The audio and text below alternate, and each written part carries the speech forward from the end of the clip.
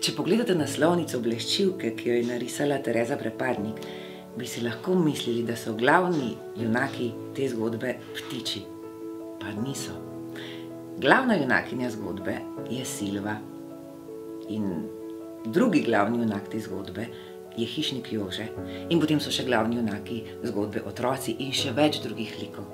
Kaj vse se jim dogaja, ko se srečujejo v bloku bleščivke 1, pa vam samo namignem v temlem odlomku. Ravno v času, ko so otroški gumijasti škornji štorkljali po čistih stopniščih bleščivskih blokov, je v 5. nadstropju bleščivke 1 iz dvigala spet izstopil hišnik Jože. V roki je držal novo plastično smetišnico z novim kakcem.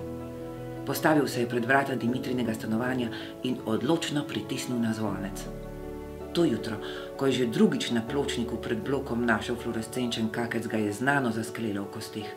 Tole ne obeta nič dobrega, je zamomljal in prijelo ga je že, da bi vso stvar vtaknil svoj nos, kot se reče. Potem pa se je pogladil po razbolelem križu in zagodrnjal: Jože, da ti ne bi slučajno padlo na pamet, prestr si že za takšne traparije. In takoj problem, še preden bi ga zamikalo, da ga bolje razišče, raje odnesel Silvi. Dobro jutro, spet, se je ta poskusila nasmehniti, ko ga je zagledala pred vrati. A vam se zdi dobro, je zagodel hišnik in v roke potisnil smetišnico. A boste tudi za ta iztrebek rekli, da je glodavčev? Na smetišnici je Silva zagledala fluorescenčno roza kakec v velikosti kepice sladoleda. To mora biti nekakšna pomota, jaz nimam nič s temi iztrebki, je protestirala. To bomo pa šele videli, je zagodrnjal hišnik in z dvignjeno glavo izginil v dvigalo. Silva je začutila, kako se v njej nabira slaba volja. Kdo pa misli, da je tale hišnik, da je hodi na vse zgodaj zjutraj pred nos mahat smetešnico. Med obrvmi se je naredila jezna guba. Temu hišniku je treba povedati, kar mu gre, in to bo storila pri tej priči, da je slučajno prej ne mine. Takoj se vrnem, Silvester, je zaklicala v stanovanje. Smetišnica v roki je odločno zakorakala v dvigalo in pritisnila na gumb P. Še dobro, da je še zgodaj in ne bom nikogar srečala, je pomislila. V tistem je pod njenimi nogami sunkovito cuknilo in dvigalo se je ustavilo v 3. nadstropju. Zadnji hip je potisnila smetišnico s kakcem za hrbet. Fiu, še sreča, vrata so se razmaknila in v dvigalo sta se stlačili starki v velikih gumijastih škornjih. Ena je imela na glavi plastično skledo za solato, druga pa plastično vrečko.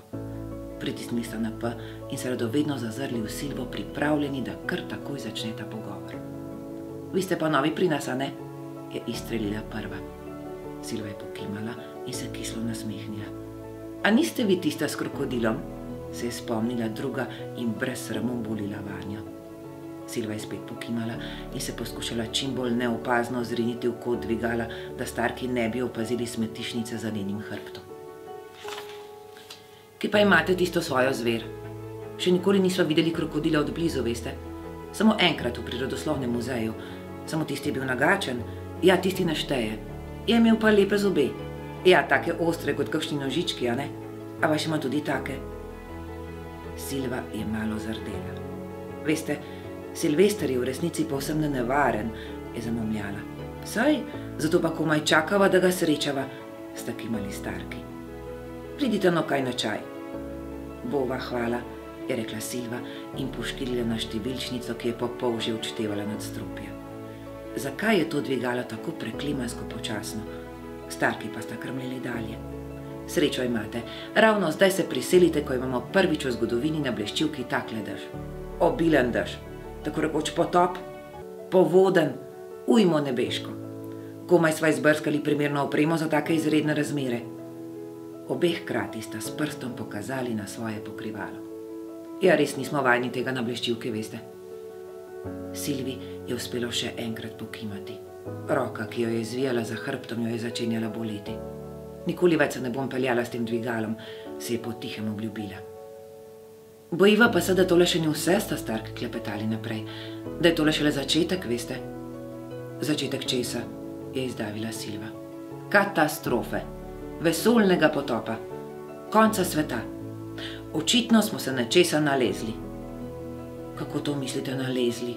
Se je previdno pozanimala Silva. Ja, gospa moja lepa, se je kar bojevito ozravnala tista z vrečko na glavi. A mislite, da se slabega vremena ne nalezeš? Mislim, da ne, je menila Silva. Kako da ne, je zgroženo oporekala druga. Seveda se ga lahko, kot prehlada pač ali pa gripe. Ja, točno tako, je pritrdila prva. Nekdo kisle volje prikliče kislo vreme in potem ne gre stran. In vsi se ga nalezemo. Na koncu smo pa vsi kisli, veste. Ja, okrog nas kislo vreme, mi pa kisle volje. Starkin obraz se je skremžil posušeno limono in obe sta planili v krohot. Zobni protezi sta jima poskakovali v ustih in skleda in vrečka na njunih glavah sta se kar tresli, tako sta se smejali. Silva ju je osuplo opazovala. Dvigalo je končno pristalo v pritličju in vrata so se počasi razmaknila. Starki sta šele takrat spet prišli do sape. Malo sva nevljudni, se je spomnila prva, ko so izstopale. Sploh se nisva predstavili. Midve sva Tarbula in Afra, je dodala druga, iz 3. nadstropja. Obljubite, da boste pripeljali tisto vašo zver na čaj. Če seveda ne žre Stark, je pristavila prva in spet sta obe prasnili v smeh. Takole hihitajoči se jo je odneslo skozi vhodna vrata. Naprej boste pa sami.